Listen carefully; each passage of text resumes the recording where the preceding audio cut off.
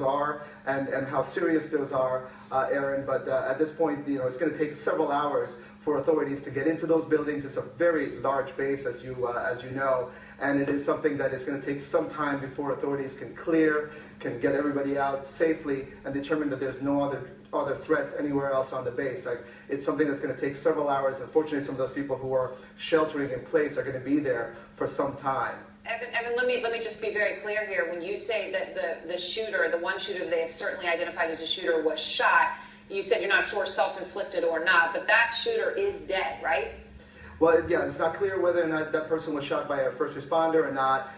We are told that that person is deceased, but it's not clear whether or not that was self-inflicted or not. Now, we are, again, there are these reports that we had the local police just on the air just a little while ago, and they said that they were hearing both reports of a one shooter and two shooters, and that's something that obviously, it's, in these incidents, it's always very dangerous. It's always very unclear what the early information is and whether it turns out to be accurate. At this point, it's still an active situation because they have to clear all those buildings.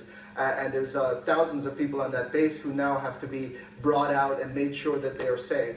All right, and Evan, before you go, do you have any sense at this point as to whether the shooter, who we can now report has been killed, although we don't know whether by a responder or by his own hand, do you have any idea whether that shooter was a member of the United States military, a civilian, or someone else?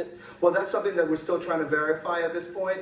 It is believed, obviously this base is a very tightly restricted place. It's also very tightly guarded, so it would probably have to have some kind of association with Fort Hood to be able to get into this area. That is not something that I've been able to determine. I mean, we've heard, we're hearing from sources that they are, and at this point it is so early in the process. I think it's best to try to verify that before we can say we can say for sure. All right, thank you very much. Evan's going to continue to work his sources as we try to get any developments that we can. But Evan Perez, just breaking the news that at least one shooter, which is all that we know there is at this point, although there are questions as to whether there was possibly a second shooter, one shooter has been killed at the scene, uncertain as to whether that was by his own hand or by a responder. We, again, do not know full casualties at this point. Tom Fuentes, the former assistant director of the FBI, CNN law enforcement